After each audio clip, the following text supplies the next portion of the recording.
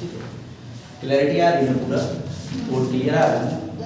चलो मैं भी कुछ दिख रहा हूँ ना, ठीक है। तो कल हम लोगों ने जो है इन्वर्जन को शुरू किया था और इन्वर्जन से रिलेटेड हम लोगों ने कुछ बातें की थी, है ना, जिसमें हम लोगों ने ये समझा था कि इन्वर्जन का मतलब ही होता है वर्ड्स को, है ना, आपस में क्या करना, एक तरह से चेंज करना। भाई सेंटेंस लिखने का जो तरीका होता है, कल हम लोगों ने सुना था, सेंटेंस लिखने का तरीका क्या होता है, सबसे पहले हम सब्जेक्ट लिखते हैं, उसके बाद वर्ब लिखते हैं और फिर ऑब्जेक्ट लिखते हैं। या फिर सेंटेंस लिखने का क्या तरीका होता है, सब्जेक्ट वर्ब और कॉम्प्लीमेंट लिखते हैं। ये दो आधार होते हैं, दो बेस होते हैं किसी भी सेंटेंस को लिखने का। तो उसमें कल हम लोगों ने ये सुना था कि कभी कभी क्या होता है कि हम किसी सेंटेंस की शुरुआत जो है किससे करते हैं, एडवर्ब से करते हैं। किससे करते हैं? एडवर्ब से करते हैं। तो जब किसी सेंटेंस की शुरुआत एडवर्ब से की जाती है तो वहां पर क्या किया जाता है, इन्वर्जन किया जाता है। यानी इन्वर्जन का मतलब ये, यानी सेंटेंस में जो वर्ड्स का सीक्वेंस है, उसका जो ऑर्डर है, उस ऑर्डर को क्या किया जाता है, चेंज किया जाता है। यानी कुल मिलाकर ये कहा जाए तो कल हम लोगों ने सुना था कि सेंटेंस को इंट्रोगेटिव फॉर्म में हमें लिखना पड़ता है। कब? जब हम बात इन्वर्जन की करते हैं। ये हम लोगों ने कल सुना था, ठीक है। आ जाओ बेटा, ठीक है। तो उसमें हम लोगों ने कुछ बातें करी थी। हम लोगों ने ये भी सुना था कि भाई इन्वर्जन जो होता है वो दो तरह का होता है। एक तो पार्शियल इन्वर्जन होता है और दूसरा क्या होता है बेटा, कंप्लीट इन्वर्जन होता है।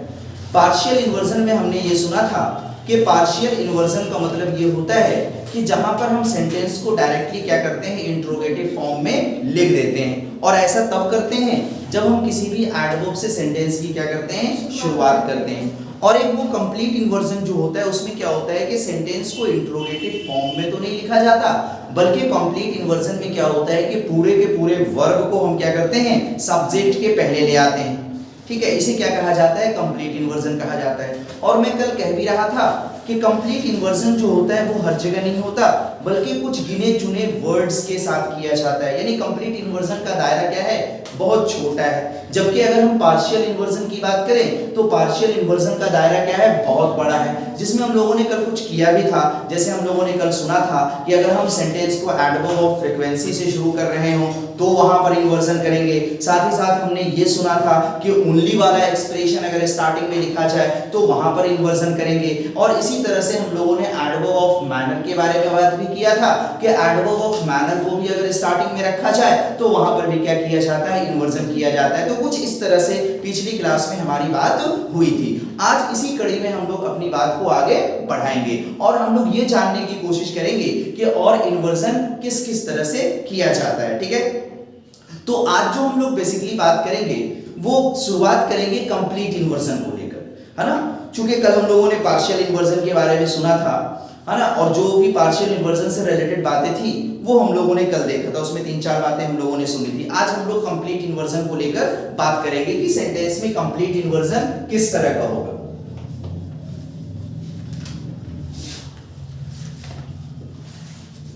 है ना,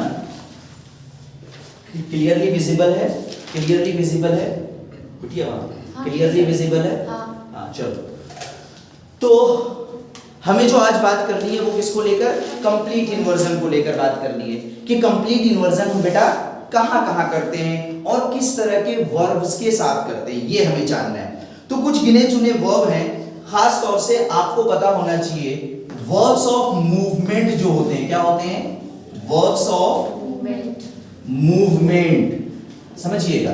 तो जहां पर वर्ब्स ऑफ मूवमेंट हम लिख रहे होते हैं वहीं पर बेटा क्या होता है, कंप्लीट इन्वर्जन होता है। अब वर्ब्स ऑफ मूवमेंट की बात करें तो भाई जैसे जाना है, आना है, चलना है, उठना है, इस तरह के जो वर्ब्स होते हैं ये हमारे वर्ब्स क्या कहलाते हैं, वर्ब्स ऑफ मूवमेंट कहलाते हैं। ठीक है, कितनी बार समझ में आ रही। जैसे आप वर्ड्स लिखें क्या, जैसे आप लिखें कम, गो, वॉक, स्टैंड और लाई, ये ऐसे वर्ब्स हैं जिसको हम किस नाम से बेटा जानते हैं, वर्ब्स ऑफ मूवमेंट के नाम से जानते हैं। और इन वर्ड्स के साथ क्या किया जाता है, कंप्लीट इन्वर्जन किया जाता है। यानी इन वर्ड्स को अगर सेंटेंस में यूज किया गया हो और उस सेंटेंस में आपने एडवर्ब को स्टार्टिंग में रखा है तो वहां पर जो इन्वर्जन होगा वो पार्शियल इन्वर्जन की तरह नहीं होगा कि हम सेंटेंस को इंट्रोगेटिव फॉर्म में लिख दें, बल्कि वहां पर क्या होगा, कंप्लीट इन्वर्जन होगा। कंप्लीट इन्वर्जन का मतलब यानी उस सेंटेंस में जितने भी वर्ब्स होंगे, चाहे वो हेल्पिंग वर्ब्स हो, साथ में मेन वर्ब्स आ रहे हो, उन सबको उठाकर हमें कहां रखना पड़ेगा, सब्जेक्ट के पहले रखना पड़ेगा। और मान लिया जाए कोई बेटा ऐसा सेंटेंस है जिसमें हेल्पिंग वर्ब नहीं आ रहा, जैसे मान लिया जाए कोई सेंटेंस प्रेजेंट इंडेफिनिट टेंस का अफर्मेटिव है, कोई सेंटेंस पास्ट इंडेफिनिट टेंस का अफर्मेटिव है, तो हमें पता है प्रेजेंट इंडेफिनिट टेंस के अफर्मेटिव में या पास्ट इंडेफिनिट टेंस के अफर्मेटिव में, है ना, हम क्या करते हैं, हेल्पिंग वर्ब का प्रयोग नहीं करते। तो ऐसे सेंटेंसेस में हम क्या करेंगे, डायरेक्ट पूरा का पूरा मेन वर्ब कहां आ जाएगा, सब्जेक्ट के पहले आ जाएगा। लेकिन अगर कोई सेंटेंस हमारा कॉन्टिन्यूअस टेंस का है, चाहे वो प्रेजेंट का कॉन्टिन्यूअस टेंस हो, कोई सेंटेंस अगर हमारा पास्ट कॉन्टिन्यूअस का है तो वहां पर क्या होता है, हेल्पिंग वर्ब आएगा। अगर आप परफेक्ट टेंस की बात करें तो परफेक्ट टेंस में भी बेटा क्या आएगा, हेल्पिंग वर्ब आएगा। तो ऐसी परिस्थिति में जब हम इन्वर्जन कर रहे होंगे, कंप्लीट इन्वर्जन, तो ऐसे सेंटेंस में जो हमारा हेल्पिंग वर्ब होगा और जो हमारा मेन वर्ब होगा, हम दोनों के दोनों वर्ड्स को क्या करेंगे, सब्जेक्ट के पहले रख देंगे। और इसी को बेटा हम किस नाम से जानते हैं, कंप्लीट इन्वर्जन के नाम से जानते हैं। इतनी बात समझ में आ गई, कोई दिक्कत नहीं। चलिए हम लोग आगे बढ़ते हैं। तो पहले वो स्टेटमेंट आप लिखें, है ना, कि कंप्लीट इन्वर्जन हम कहां पे करते हैं, किस केस में करते हैं। लिखिए, आ सेंटेंस स्टार्ट्स विद, मैं लिख भी दे रहा हूं क्या, आ sentence starts with the adverb of place. A sentence starts with the adverb of place and the subject of the sentence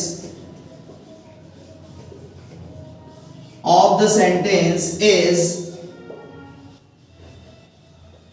noun, और उस सेंटेंस का सब्जेक्ट जो हो वो क्या हो बेटा, नाउन हो। मैं इसलिए लिख दे रहा हूं ताकि जो लोग बाद में देखें उनको लिखने में आसानी हो, है ना।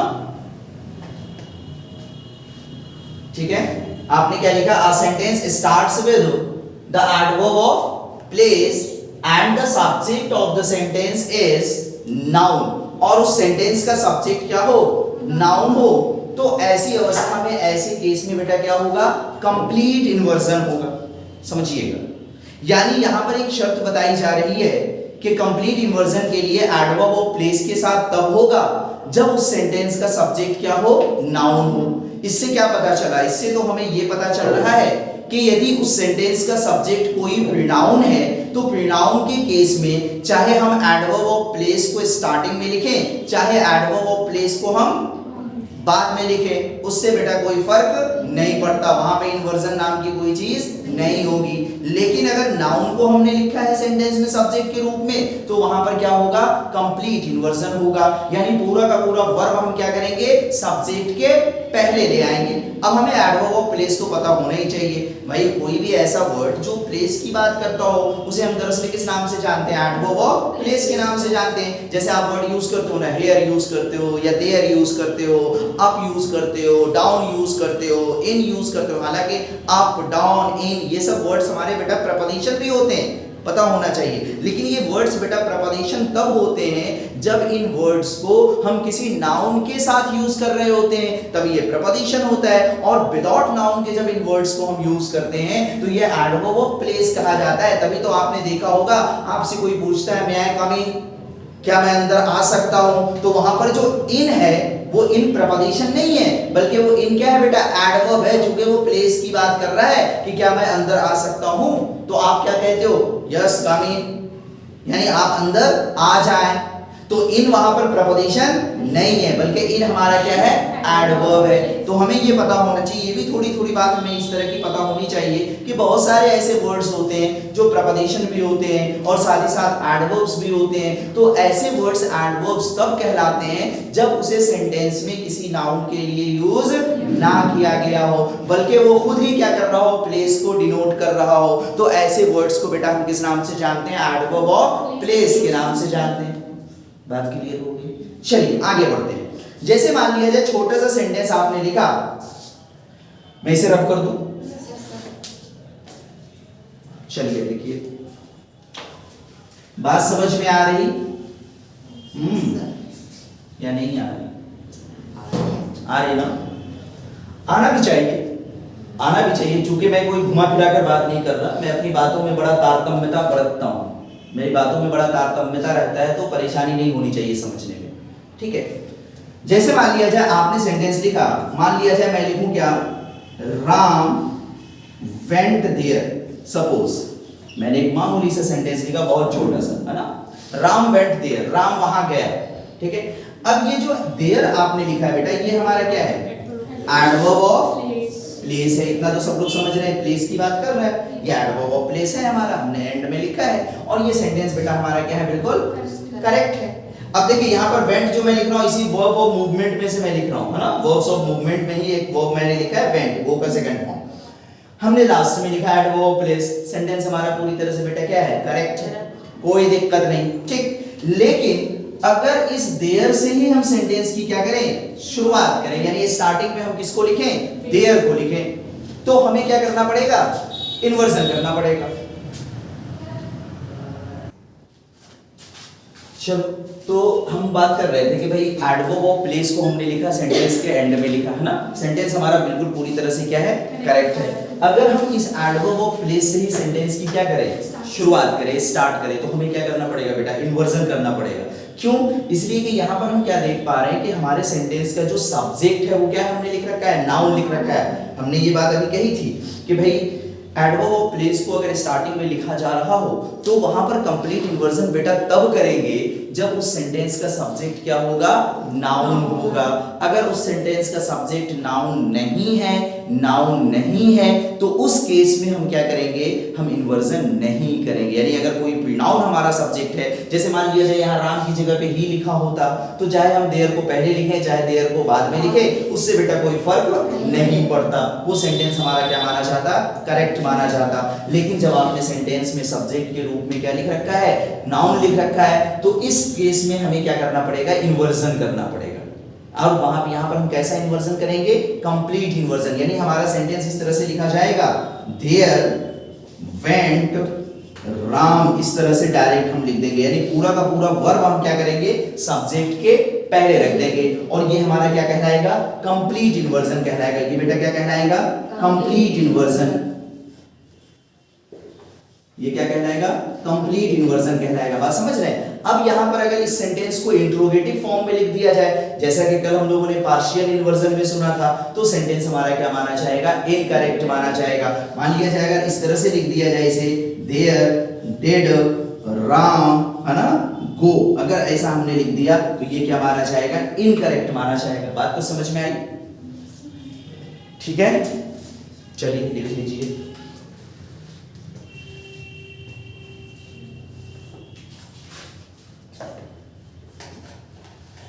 हाँ बिल्कुल बिटिया, लिखो ना, बिल्कुल लिखो, मैं साइड हो जा रहा हूँ। अब बताओ, स्पोकन के लिए बच्चे आते हैं, स्पोकन का कोई मतलब ही नहीं है आज की डेट में, बच्चे तो इंग्लिश मीडियम में पढ़ के ही आते हैं सभी लोग। बोलो बेटा, सही बात है कि नहीं? स्पोकन का मार्केट खत्म हो चुका। आज से 15 साल पहले, 20 साल पहले स्पोकन की क्लासेस चला करती थी, जिसमें बच्चे हुआ करते थे, और अब उसकी ज़रूरत ही नहीं। बच्चे इंग्लिश मीडियम में खुद ही पढ़ के आ रहे हैं, कोई सीबीएसई बोर्ड से है तो कोई किसी बोर्ड से है, यहाँ तक कि बिहार बोर्ड वाले भी इंग्लिश मीडियम में पढ़ते हैं आजकल। तो स्पोकन का कोई मतलब नहीं रहेगी, और स्पोकन वगैरह कुछ है थोड़ी। आप अगर इंग्लिश अच्छी तरह से जानते हो, आपके पास वोकैब है, आप अपनी बात को एक्सप्रेस कर सकते हो, भाई स्पोकन में क्या होता है, स्पोकन की क्लास में कुछ नहीं, सिर्फ टेंसेस रटवा दिए जाते हैं, वॉइसेस रटवा दिए जाते हैं, बहुत ही आधार पे आप सेंटेंस और have to, has to, had to, will have to, shall have to, इस तरह से चीजें याद करवा दी जाती हैं, है ना। बस स्पोकन शुरू, आप बोलना शुरू कर दें, उसमें कुछ रखा थोड़ी है, ठीक है। बस ये कि आप बोलना चाहें तो, और पहले से डरे रहोगे कि अंग्रेजी बोलना है तो बोल ही नहीं पाओगे, ये सबसे बड़ी समस्या होती है। तो ये बात समझ में आ गई ना।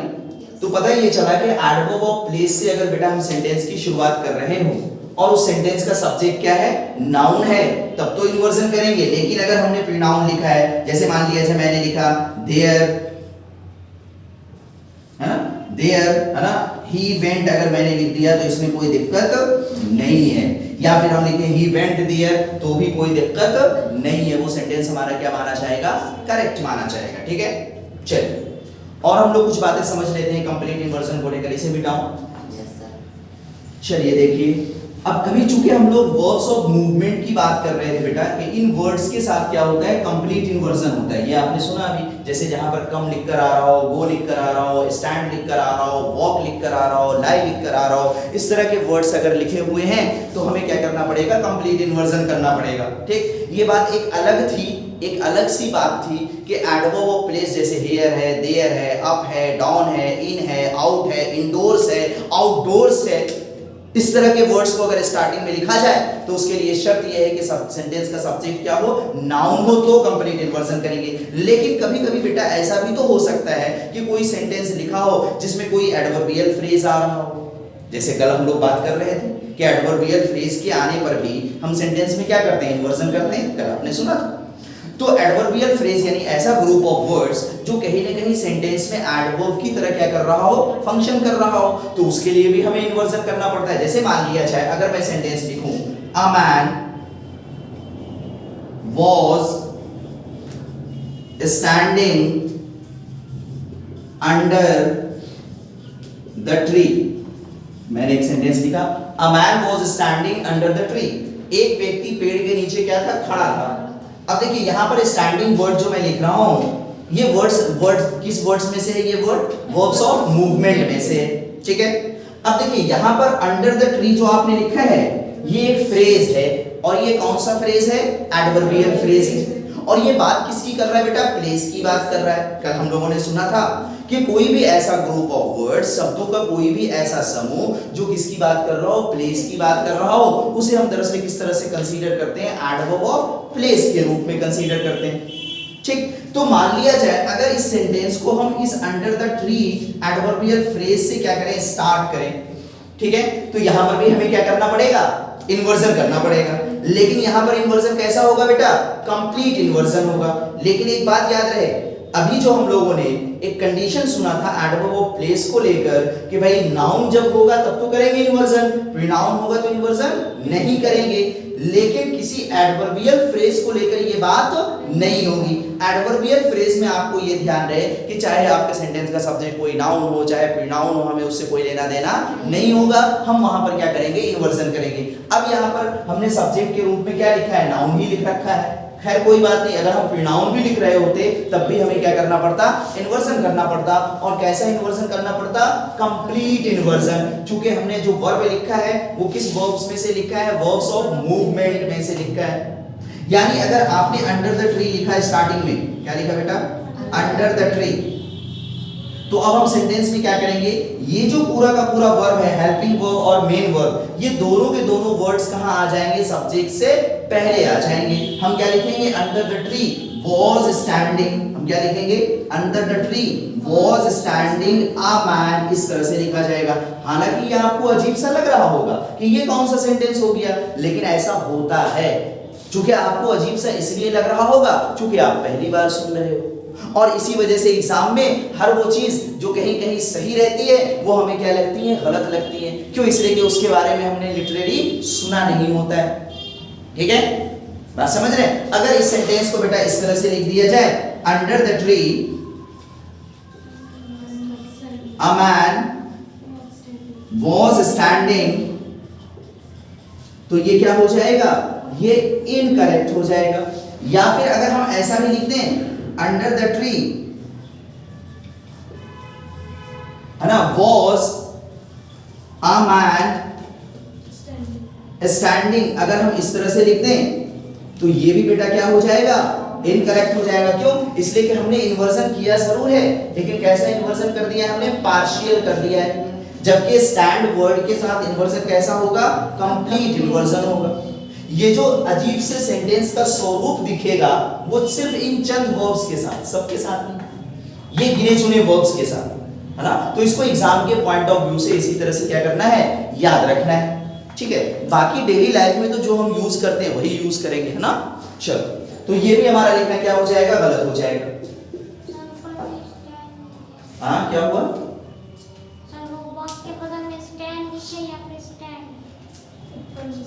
अरे स्टैंड है बेटा, डी छूट गया, पढ़ा लो, मैं बोल रहा हूँ बार बार। ये तो थोड़ा सा कॉमन सेंस का भी इस्तेमाल करना चाहिए। बोलने में बिटिया कभी कभी लिखते वक्त क्या होता है, बोलते वक्त क्या होता है, कभी कभी कोई अल्फाबेट मिस हो जाता है।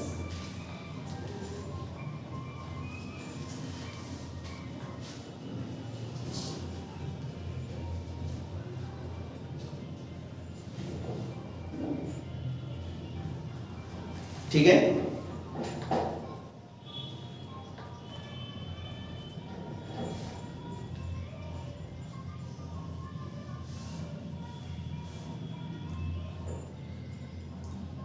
ये तो लग रहा है जो क्लास देखेगा बाद में तो गाने भी सुनेगा। तो पता नहीं कौन गाने बजा रहा है। मेरे घर पे सही रहता है, घर पे मैंने कल रिकॉर्डिंग की है नेक्स्ट क्लास की, जो कि आपको देना है मुझे, तो घर पे बड़ा सुकून रहता है। चारों तरफ से बंद कर दिया, बस आराम से अपना पढ़ा रहे हैं, ठीक है। वो वीडियो कल आपको मिलेंगी कल से। चलो देखो, तो ये हमने समझ लिया ना, आगे बढ़ा जाए। और देखिए, और कंप्लीट इन्वर्जन कहाँ पे करते हैं, एक चीज और हम लोग जान ले कंप्लीट इन्वर्जन के बारे में, उसके बाद हमारा इन्वर्जन समाप्त हो जाएगा। फिर हम लोग शुरुआत करेंगे कंजंक्शन की, ठीक है। मिटा दो।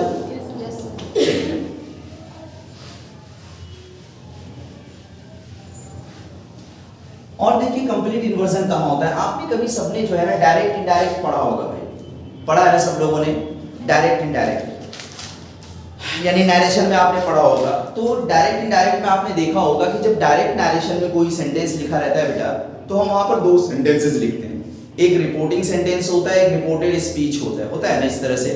जैसे मान लिया जाए आपने इस तरह से देखा हो कि जैसे मैं लिखूं ही सेड, है ना, ही सेड, उसने कहा, आई कांट डू दिस, मैं ये नहीं कर सकता, है ना। एक सेंटेंस आपने लिखा मामूली सा, ही सेड, उसने कहा, आई कांट डू दिस, मैं ये नहीं कर सकता। अब देखो ये जो सेंटेंस हमारा है जिसके बाद आप कॉमा यूज कर रहे हैं, ये सेंटेंस हमारा क्या कहलाता है, रिपोर्टिंग सेंटेंस कहलाता है बेटा। क्या कहलाता है, रिपोर्टिंग सेंटेंस कहलाता है। और जो डबल कॉमास के अंदर आप लिखते हो ये क्या कहलाता है, रिपोर्टेड स्पीच कहलाता है। ये क्या कहलाता है, रिपोर्टेड स्पीच कहलाता है। इतना सभी लोग जान रहे होंगे, कोई नई बात मैं नहीं कर रहा। और जनरली होता भी यही है कि जब डायरेक्ट नरेशन में हम बेटा सेंटेंस लिखते हैं तो जनरली होता यही है कि भाई रिपोर्टिंग सेंटेंस पहले लिखा होता है और रिपोर्टेड स्पीच बाद में लिखा होता है, जनरली यही होता है ना। लेकिन कभी कभी आपने ऐसा भी देखा होगा कि जो डबल कॉमास वाला सेंटेंस है, रिपोर्टेड स्पीच वाला सेंटेंस है, वो पहले लिखा होता है और रिपोर्टिंग सेंटेंस बाद में भी लिखा होता है, ऐसा भी हमने देखा है, ठीक। तो जब कभी ऐसा हो कि रिपोर्टेड स्पीच यानी डबल कॉमास वाला सेंटेंस पहले लिखा गया हो और रिपोर्टिंग सेंटेंस बेटा बाद में लिखा गया हो और उस रिपोर्टिंग सेंटेंस का सब्जेक्ट क्या हो, नाउन हो, तो वहां पर भी हम क्या करते हैं, इन्वर्जन करते हैं। और वो इन्वर्जन कैसा होता है, कंप्लीट इन्वर्जन होता है। यानी मैं उस चीज को लिख दे रहा हूं, यानी ये कि reporting sentence is placed after, है ना, after reported speech,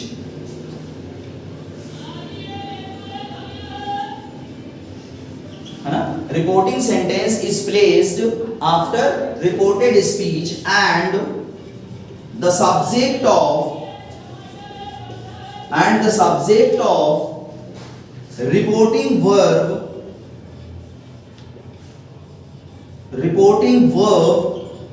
is noun, और उसका सब्जेक्ट बेटा क्या हो, नाउन हो, तो वहां पर भी क्या होगा, कंप्लीट इन्वर्जन होगा।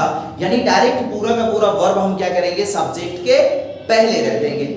अब यहां पर जो मैंने रिपोर्टिंग सेंटेंस लिखा है बेटा, यहां पर सब्जेक्ट मैंने प्रोनाउन को लिख रखा है।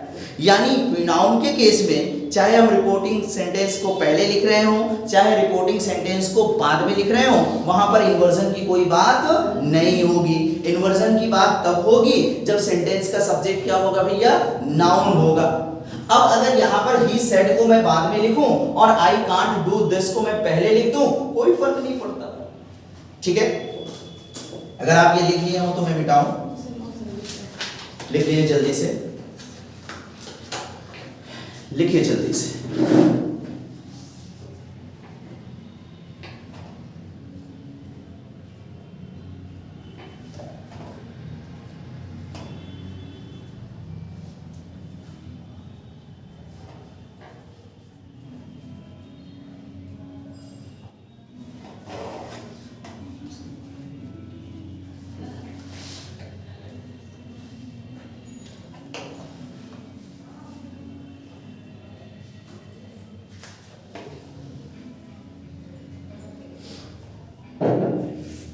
लिख लिया, चलिए मैं मिटा दूं इसे, देखिए हम लोग समझते हैं। अब यहां पर अगर मैं ही सेड को बाद में लिखूं और मैं यूं लिख दूं, आई कांट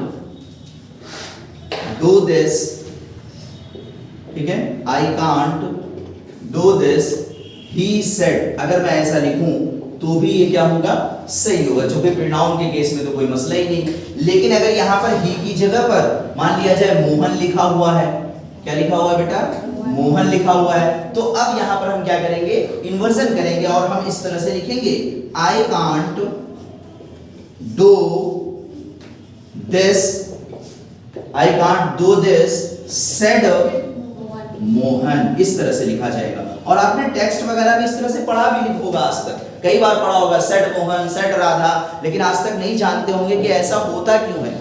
आज पता चला ना कि ऐसा क्यों होता है, वो दरअसल इन्वर्जन हो रहा होता है। और वो कैसा इन्वर्जन हो रहा होता है, कंप्लीट इन्वर्जन हो रहा होता है। ठीक है भाई, बात समझ में आ गई। तो कुल मिलाकर हम लोगों ने एडवर्ब का चैप्टर पूरा किया। अब हम लोग बात करेंगे कंजंक्शन को लेकर। ठीक है, चलिए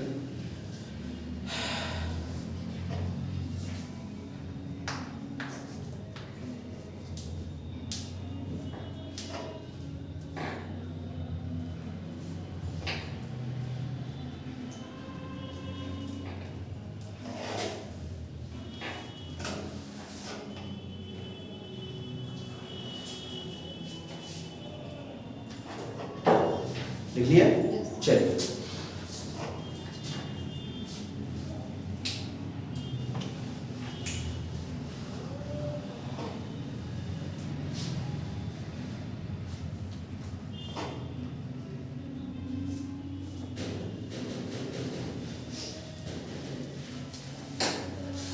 देखो, कंजंक्शन के बारे में हम लोगों ने शुरुआत में सुना था कि कंजंक्शन होता क्या है।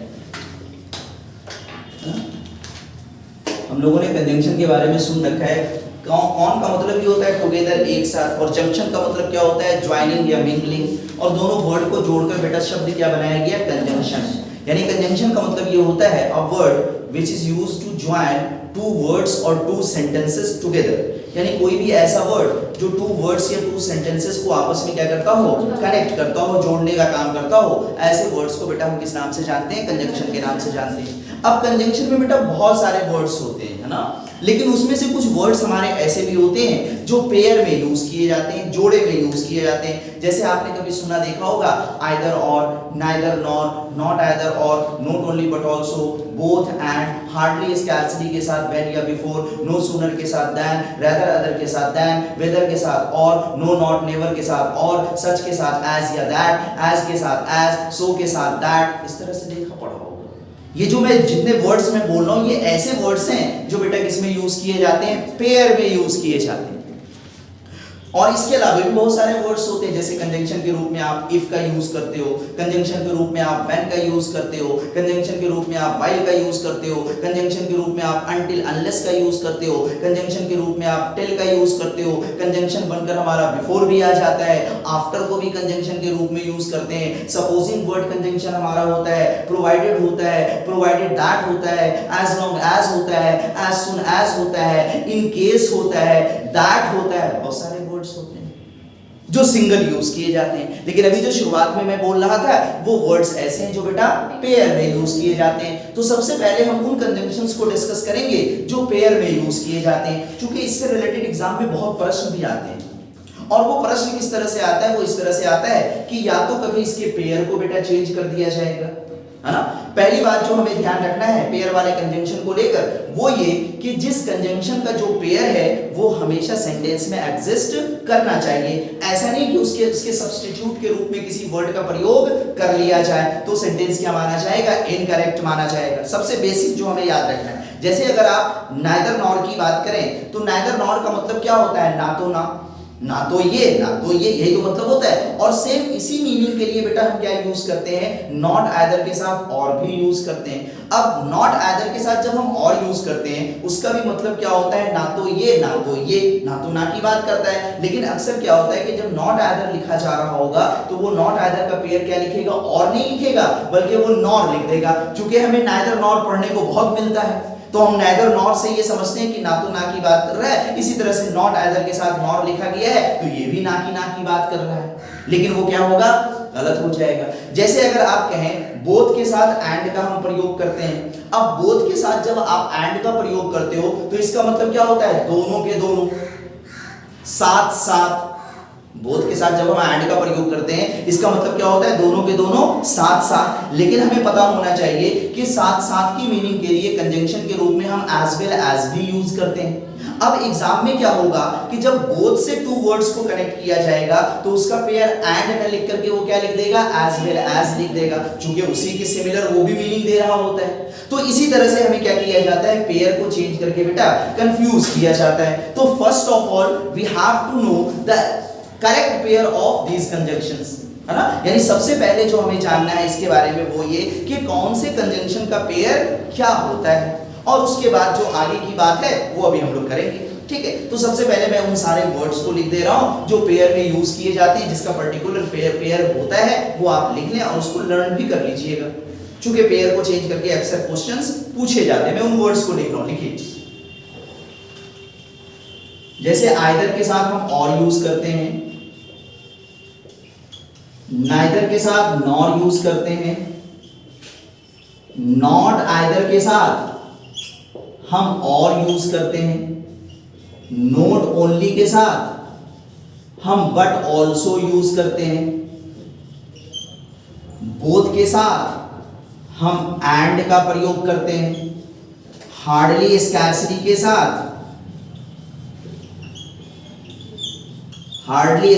के साथ हम व्हेन या बिफोर का प्रयोग करते हैं, ठीक है। नो सूनर के साथ हम दैन का प्रयोग करते हैं, रैदर अदर के साथ दैन का प्रयोग करते हैं, ठीक है। इसी तरह से नो नॉट नेवर के साथ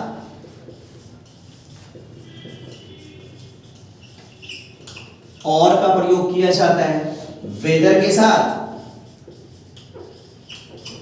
और का प्रयोग होता है, सच के साथ एज या दैट का प्रयोग होता है, एज के साथ एज का प्रयोग होता है, सो के साथ एज या दैट का प्रयोग किया जाता है।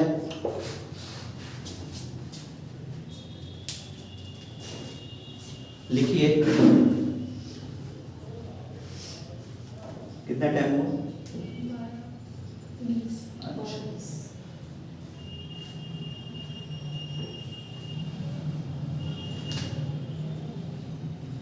सुजाता कुछ समझ रही हो? अच्छा,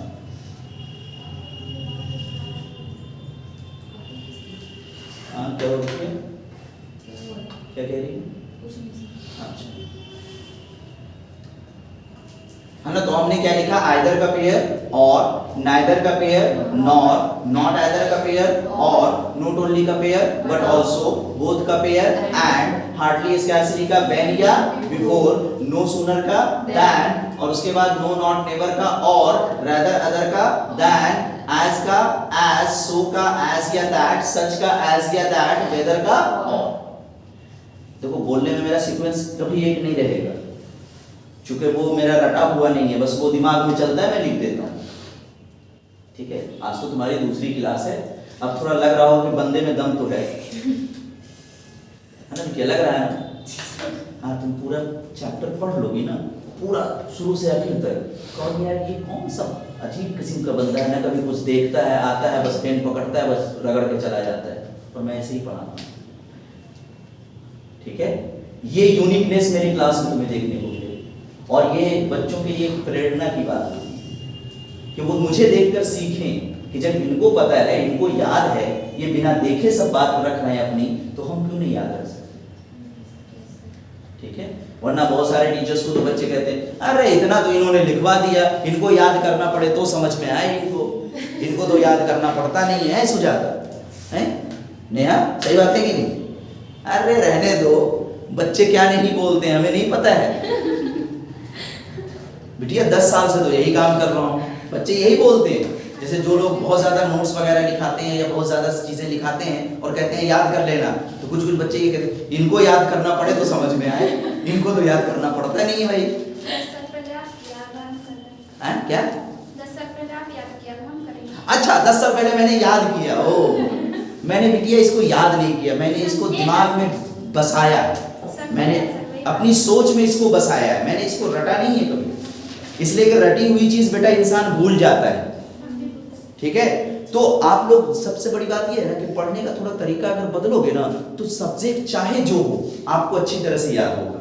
मैं जीएस भी पढ़ता हूँ या जीएस भी पढ़ाता हूँ तो ऐसे ही उसे अपने माइंड में सेट करने की कोशिश करता हूँ, उस इंसिडेंट को, उस है ना, उस जो है ना जो भी सिनेरियो में हमें ढलना है उसमें ढलने की कोशिश मैं करता हूँ।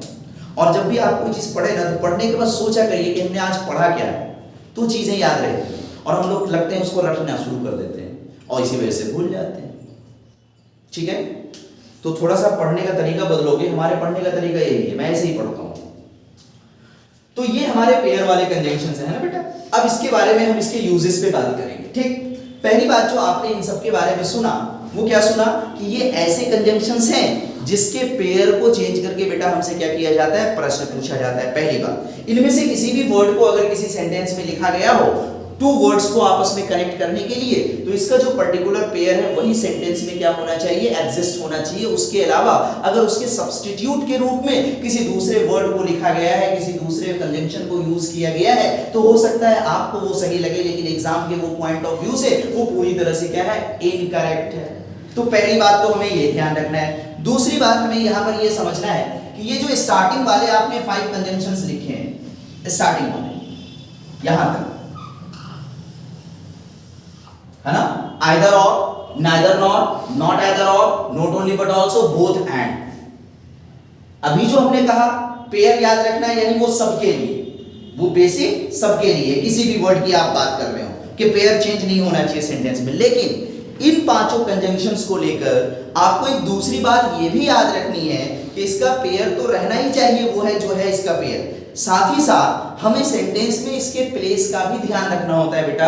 हमें यह देखना होता है कि इन 5 में से किसी कंजंक्शन का यदि प्रयोग किया गया है तो वो किस पार्ट ऑफ स्पीच को जोड़ने की बात कर रहा है। चूंकि इन 5 में से किसी कंजंक्शन को जब हम सेंटेंस में लिखते हैं तो ये हमेशा सेम पार्ट ऑफ स्पीच के साथ क्या किया जाता है, यूज किया जाता है। लेकिन एग्जाम में क्या किया जाएगा, इन 5 में से किसी कंजंक्शन का प्रयोग आपके लिए किया तो जाएगा लेकिन वहां पर डिफरेंट पार्ट ऑफ स्पीच के साथ लिखकर आपको दे दिया जाएगा।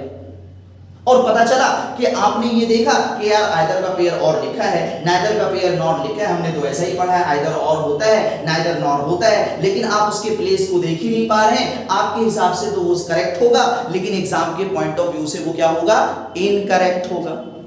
यानी इन पांचों के बारे में हमें ये समझना है कि जिस पार्ट ऑफ स्पीच को ये कनेक्ट कर रहा होगा, इसके दोनों भाग को, दोनों पार्ट को हम उसी सेम पार्ट ऑफ स्पीच के साथ क्या करेंगे, यूज करेंगे। यानी कहने का मतलब ये है कि अगर इनमें से किसी पांचों में से किसी भी कंजंक्शन का प्रयोग किया गया हो नाउन को जोड़ने के लिए, तो इसका दोनों भाग किसके साथ आना चाहिए, नाउन के साथ आना चाहिए। अगर वर्ब को जोड़ने की बात कर रहा है तो इसका दोनों पार्ट किसके साथ आना चाहिए, वर्ब के साथ आना चाहिए। अगर वो प्रपोजिशन को जोड़ने की बात कर रहा है तो इसका दोनों भाग किसके साथ आना चाहिए, प्रपोजिशन के साथ आना चाहिए। अगर वो एडवर्ब को जोड़ने की बात कर रहा है तो इसका दोनों पार्ट किसके साथ आना चाहिए, एडवर्ब के साथ आना चाहिए। अगर वो दो फ्रेज को जोड़ने की बात कर रहा है तो इसका दोनों पार्ट किसके साथ आना चाहिए, फ्रेजेस के साथ आना चाहिए। अगर वो इंफिनिटिव को जोड़ने की बात कर रहा है तो इसका दोनों पार्ट किसके साथ आना चाहिए, इंफिनिटिव के साथ आना चाहिए।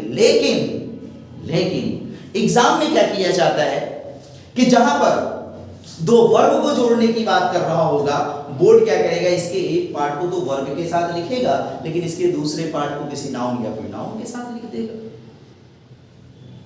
मान लिया जाए दो प्रपोजिशन को जोड़ने की बात कर रहा है लेकिन वो क्या करेगा, एक को तो प्रपोजिशन के साथ लिखेगा, दूसरे पार्ट को किसी नाउन के साथ लिख देगा। समझिएगा। मान लिया जाए दो एडवर्ब को जोड़ने की बात कर रहा है तो उसके एक पार्ट को तो एडवर्ब के साथ लिखेगा लेकिन दूसरे को वर्ब के साथ लिख देगा। मान लिया जाए दो एडजेक्टिव को जोड़ने की बात कर रहा है तो इसके एक पार्ट को तो एडजेक्टिव के साथ लिखेगा लेकिन दूसरे पार्ट को किसी नाउन या प्रोनाउन के साथ लिख देगा। यानी डिफरेंट पार्ट ऑफ स्पीच के साथ इन पांचों में से यदि कोई कंजंक्शन लिख कर दिया जा रहा है तो वो सेंटेंस ग्रामेटिकली पूरी तरह से क्या है, इनकरेक्ट है। तो एग्जांपल से हम लोग समझते हैं कि किस तरह से सेंटेंस हमारा क्या हो जाता है, इनकरेक्ट हो जाता है। ठीक है, चलिए इसे मिटाओ।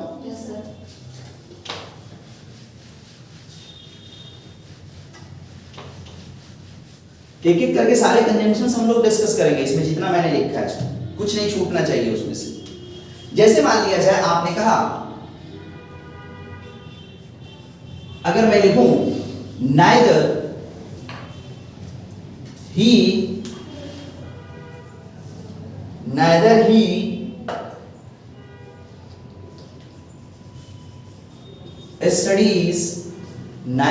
studies nor does any work, बिल्कुल लखेड़ा की तरह घूमता रहता है। मैं कहना ये चाह रहा हूं कि ना तो वो पढ़ाई करता है और ना ही वो क्या करता है, काम करता है, कुछ नहीं करता। बस पापा से एक बाइक ले लिया है, पूरे दिन पूरे मुंगेर की क्या करता है, सैर करता रहता है। बहुत लोग ऐसे। ठीक है, अब देखो ये जो सेंटेंस आपने लिखा है हो सकता है आपको सही लगे लेकिन बेटा ये सेंटेंस गलत है। हालांकि नाइदर का पेयर क्या होता है, नॉर होता है। हमने पेयर तो बिल्कुल सही लिखा है, पेयर में तो बेटा कोई दिक्कत नहीं। लेकिन ये गलत इस वजह से है कि बेटा इस सेंटेंस में हम दो वर्ब को कनेक्ट करने की बात कर रहे हैं, ना तो पढ़ना ना तो काम करना। समझिएगा, इस सेंटेंस में हम बात किसकी कर रहे हैं। देखिए ये जो बातें मैं बोल रहा हूं ना कि सेम पार्ट ऑफ स्पीच के साथ प्लेस किया जाएगा, ये चीजें आपको जज करनी पड़ेगी सेंटेंस में। और वो जज कैसे करेंगे, सेंटेंस की मीनिंग से आप जज करेंगे कि हाँ ये किस पार्ट ऑफ स्पीच को जोड़ने की बात कर रहा है। अब यहाँ पर साफ साफ सेंटेंस के मीनिंग से हमें पता चल रहा है कि दो वर्ब को कनेक्ट करने के लिए ये वर्ड्स यूज किए गए हैं कि ना तो वो पढ़ाई करता है और ना ही वो अपना कोई कार्य करता है, सिर्फ लफंगों की तरह वो टहलता घूमता रहता है। मैं ये कहना चाह रहा हूं। तो ये सेंटेंस हमारा गलत है। यहाँ पर हमें नाइदर को जो हमने प्लेस किया है वो किसके साथ प्लेस कर दिया है बेटा, प्रोनाउन के साथ प्लेस कर दिया है। जबकि हमने नॉर को किसके साथ प्लेस किया है, वर्ब के साथ प्लेस किया है। तो एक पार्ट को तो हमने वर्ब के साथ प्लेस किया है लेकिन दूसरे पार्ट को हमने किसके साथ प्लेस कर दिया है, प्रोनाउन के साथ प्लेस कर दिया है। अब हमें देखना होगा कि भाई इसकी जगह जो होनी चाहिए थी ही के बाद होनी चाहिए थी, यानी वर्ब से पहले। जब हम ही के बाद नाइदर को प्लेस करेंगे तो हमें साफ साफ दिख जाएगा कि हम दो वर्ब को क्या कर रहे हैं, कनेक्ट कर रहे हैं। यानी इस सेंटेंस को जब आप इस तरह से लिखोगे, ही neither studies nor does any work, जब आप इस तरह से लिखेंगे तो सेंटेंस क्या हो जाएगा, करेक्ट हो जाएगा। बात को समझ में आ रही है, लिखो।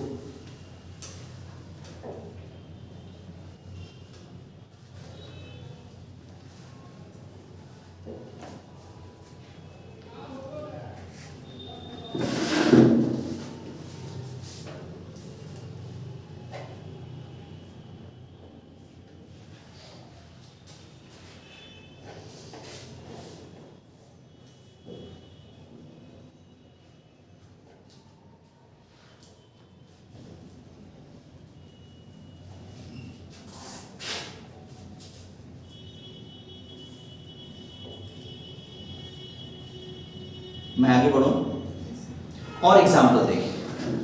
जैसे मैंने कहा the shopkeeper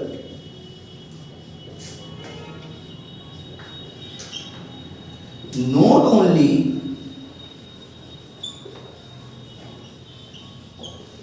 promised the shopkeeper not only promised to exchange the goods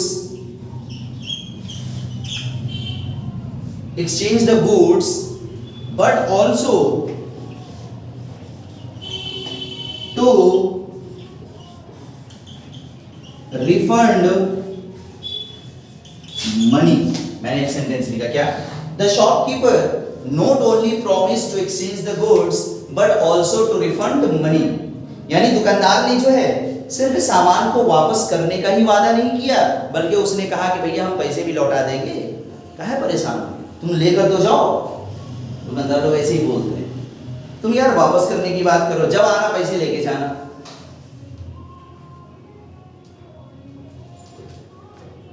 ठीक है, चलो, लेकिन ये भी सेंटेंस आपको कैसा दिख रहा है जरा बताएं, सही दिख रहा है या इनकरेक्ट दिख रहा है, गलत दिख रहा है सही दिख रहा है? पढ़ के देखो जरा, हाँ नहीं हाँ, पढ़ के देखो बेटा, सही है गलत है? वर्षा, हाँ भैया, देखो जब सेंटेंस लिखा रहता है बेटा, हाँ सेंटेंस सही लगता है, लेकिन ये भी हमारा गलत है। कहिए क्यों, कहिए क्यों, ये क्यों गलत है बताएं? ये इसलिए गलत है कि यहाँ पे बेटा नोट ओनली आपने किया, लिखा ना नोट ओनली, नोट ओनली का पेयर देखिए बेटा आपने बट ऑल्सो लिखा, पेयर तो बिल्कुल सही है, यहाँ पर भी प्लेस की गलती है। और प्लेस की कैसी गलती है, यहाँ पर दो इंफिनिटिव को करेक्ट किया जा रहा है, एक्सचेंज करना और रिफंड करना। यहाँ पे वर्ब को कनेक्ट नहीं किया जा रहा है प्रॉमिस के साथ, देखिए उसके अलावा कोई आगे वर्ब नहीं आ रहा, बल्कि दो इंफिनिटिव को कनेक्ट किया जा रहा है, रिफंड करना और एक्सचेंज करना। लिहाजा इस नोट ओनली का प्लेस जो होना चाहिए था प्रॉमिस के बाद होना चाहिए था, तब दोनों इंफिनिटिव के साथ आ जाता है। इंफिनिटिव हमने पहले सुन रखा है, इंफिनिटिव का मतलब क्या होता है, टू प्लस वर्ब का फर्स्ट फॉर्म। तो जब आप प्रॉमिस के बाद नोट ओनली को रखोगे तो यही सेंटेंस क्या हो जाएगा, करेक्ट हो जाएगा। यानी यहां से नोट ओनली को आप उठाएं और इसको कहां रखें, टू से पहले रखें, तब जाकर सेंटेंस हमारा क्या होगा, करेक्ट होगा। बात समझ रहे हैं? करेक्ट करके आप लिख लें।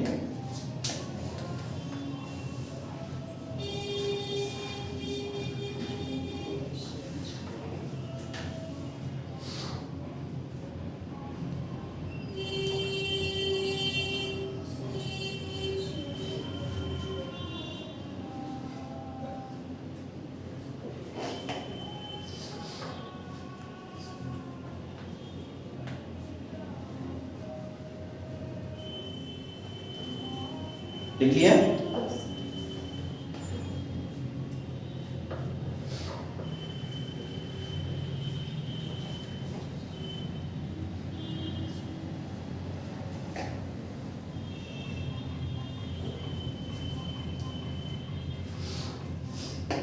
मैं आगे बढ़ूं? चलो और हम लोग एग्जांपल देखते हैं, जब दो चार और सेंटेंस करेंगे तभी हमें क्लियरिटी आएगी इसमें, है ना? मिटा दो इसे।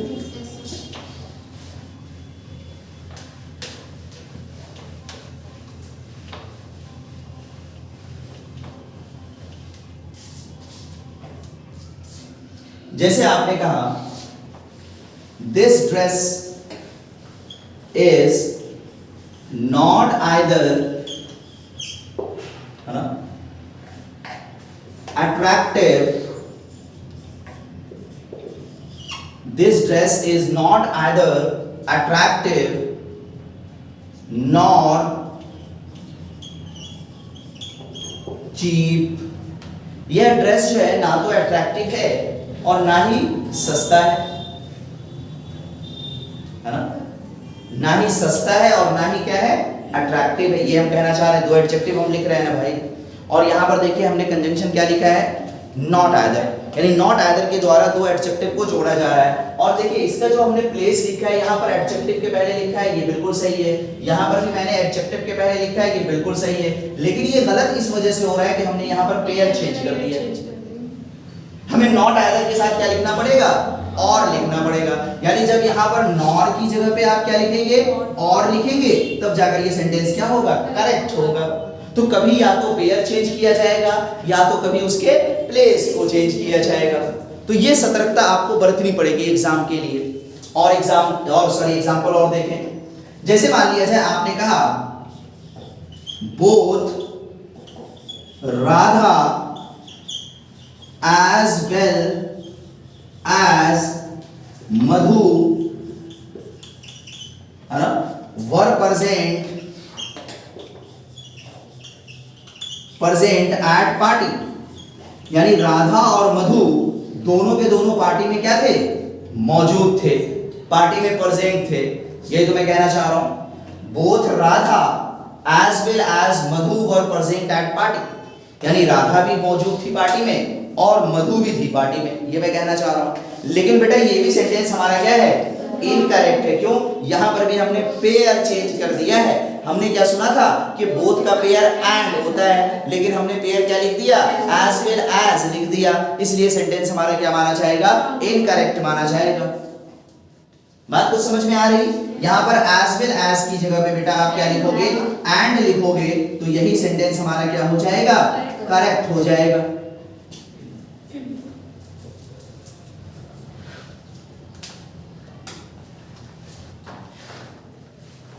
ठीक है, कुछ बात समझ में आई इन पांचों कंजंक्शंस को लेकर। दो बातें, place and pair, place and pair. जब भी स्विच होगा क्वेश्चन में, या तो प्लेस स्विच होगा या तो क्या स्विच होगा, पेयर स्विच होगा। उसी पर हमें ध्यान रखना है। तो ये ध्यान तब रखेंगे, एक तो पहली बात हमें उसका पेयर अच्छी तरह से याद होना चाहिए, है ना, तभी ध्यान जाएगा उसकी ओर। और दूसरी बात उसके प्लेस का भी हमें क्या करना है, ध्यान रखना है, तभी आप सेंटेंस को सही या गलत बता पाएंगे। और बोथ और एंड को लेकर एक बात और भी सुनिए, है ना। कभी कभी क्या होता है बेटा कि बोथ का पेयर एंड लिखा होगा और सही पार्ट ऑफ स्पीच के साथ भी लिखा जाएगा, लेकिन फिर भी सेंटेंस गलत हो जाता है। कैसे, एक पॉइंट की बात याद रखिएगा कि बोथ और एंड को जो है ना कभी भी नेगेटिव सेंटेंस में यूज नहीं किया जाता, ये याद रखिएगा। जैसे अगर मैं सेंटेंस इस तरह से लिखूं, समझिएगा, जैसे अगर मैं इसी सेंटेंस को नेगेटिव कर दूं कि बोथ राधा एंड मधु है ना वर नॉट प्रेजेंट, है ना, आपने यूं लिखा नॉट प्रेजेंट एट पार्टी। अब ऐसे सेंटेंस में आपको अगर पता नहीं है ना तो आप कहीं से भी सही नहीं कर पाएंगे। आप कहेंगे यार सही तो है, प्लेस भी सही आ रहा है ना, पेयर भी सही आ रहा है, लेकिन बेटा ये सेंटेंस गलत इस वजह से है कि हमने यहां पर क्या कर लिया है, नॉट का प्रयोग कर लिया है। ये पॉइंट याद रखिएगा कि बोथ और एंड के साथ कभी भी सेंटेंस नेगेटिव नहीं होना चाहिए। अब आप बात कहेंगे, हमसे कहेंगे कि सर भाई हमें तो नेगेटिव में बात कहनी है, तो हम आखिर अपनी बात कैसे कहेंगे? आप हमसे ये कह सकते हो। तो मेरे भाई उसके लिए दूसरे वर्ड्स हैं, नाइदर नॉर है, नॉट आइदर के साथ और है, उसका प्रयोग करें ना आप। ऐसा थोड़ी कि आप अपनी बात नहीं कह सकते, आप बिल्कुल कह सकते हैं, है ना। तो यहाँ पर आप क्या कर लें, अगर नेगेटिव में कहना है तो भाई नाइदर नॉर आप यूज कर लें। आप इस तरह से कह लें नाइदर राधा, है ना, नाइदर राधा नॉर मधु, आप ऐसे लिख लें। देखो यहाँ पर भी राधा लिखने में मैंने छूट गया था अल्फाबेट, है ना, तो ये हो जाता है। चलो, तो कहने का मतलब मेरा ये है कि जो है या तो हम उसके लिए क्या करेंगे, नाइदर नॉर यूज कर लेंगे, या फिर हम क्या कर लेंगे, नॉट आइदर के साथ और यूज कर लेंगे। लेकिन हम बोथ और एंड के साथ कभी भी नेगेटिव सेंटेंस लिखने की चेष्टा नहीं करेंगे। अगर ऐसा लिख कर दिया जाता है तो वो सेंटेंस ग्रामेटिकली पूरी तरह से क्या होगा, इनकरेक्ट होगा। ठीक है, तो यहां तक बात समझ में आई। अब जाके घर पे क्वेश्चन देखो इससे रिलेटेड और प्रैक्टिस करो। और यहां से आगे जो मैंने कंजंक्शंस लिखा है, हार्डली स्कैर्सली, यहीं से अगली क्लास में आपको माने मिल जाएगी वीडियो, हार्डली स्कैर्सली से, ठीक है, वो प्री रिकॉर्डेड है, वो कल मिल जाएगा आपको। ठीक है, चलिए।